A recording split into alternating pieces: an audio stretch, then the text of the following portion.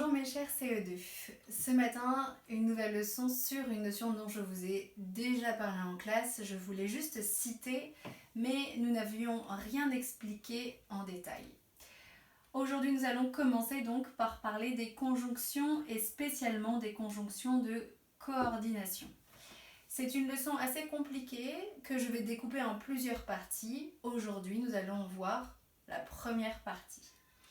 Alors déjà, les conjonctions, il faut savoir que ce sont des petits mots, des mots invariables qui servent à lier deux éléments ensemble.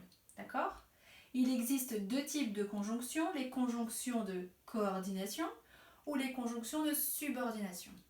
En CE2, nous n'allons apprendre que les conjonctions de coordination. Alors, qu'est-ce que c'est qu'une conjonction de coordination ? La conjonction de coordination sert à relier deux mots, deux groupes de mots ou deux propositions de même nature et de même fonction. Cette information-là est très importante, je vais réexpliquer.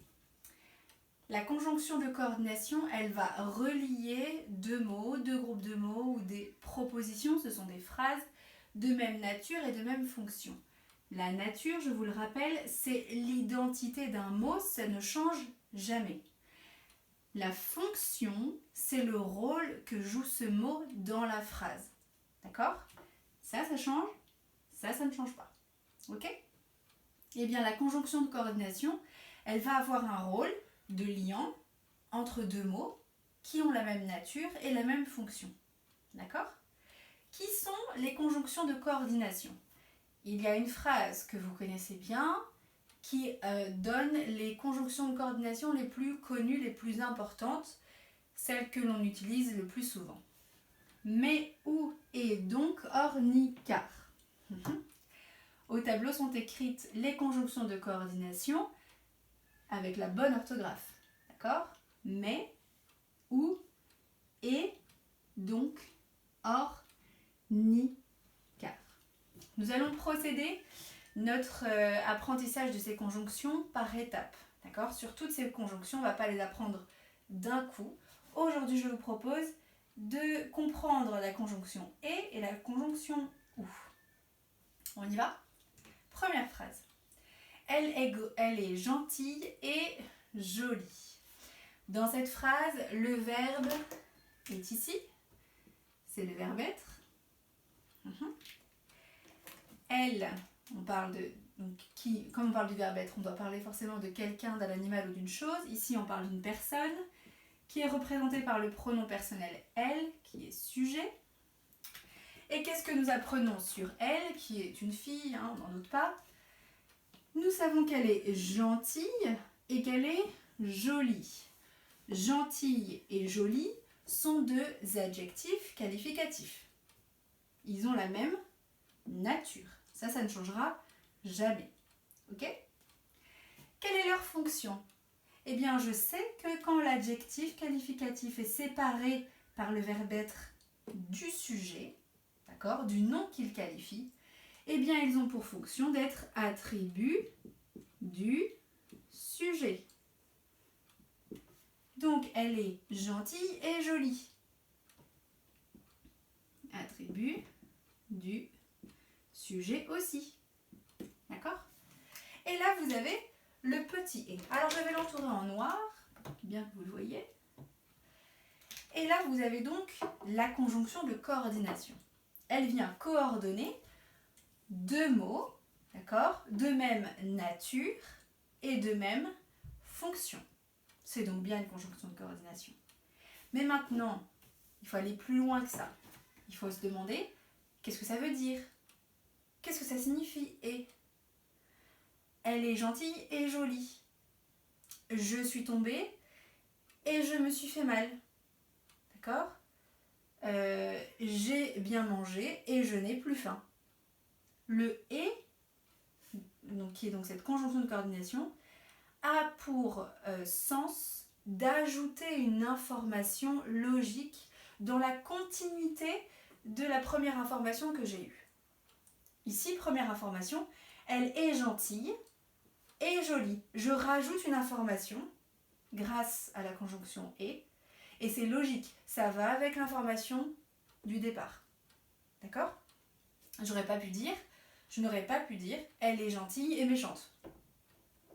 Ça n'a aucun sens. Vous comprenez? Donc la conjonction de coordination EET sert à ajouter une information logique en lien, en continuité avec la première information donnée. Ça va? Deuxième conjonction, ou. Veux-tu un thé ou un café? Alors, petite analyse de la phrase. Veux-tu, veux, c'est le verbe vouloir. Tu, le pronom personnel tu qui est sujet, c'est inversé. Pourquoi? Parce que je pose une question. Veux-tu un thé ou un café? Thé, non masculin singulier. Café, non masculin singulier. Un article indéfini. Article indéfini. Et là, je trouve ma petite conjonction de coordination. Ouf. Veux-tu un thé ou un café? Dans cette phrase, la conjonction de coordination vient bien relier deux mots qui ont la même nature. Ont-ils la même fonction? Veux-tu un thé? Quelle est la fonction du nom thé? Veux-tu quelque chose? On dit vouloir quelque chose.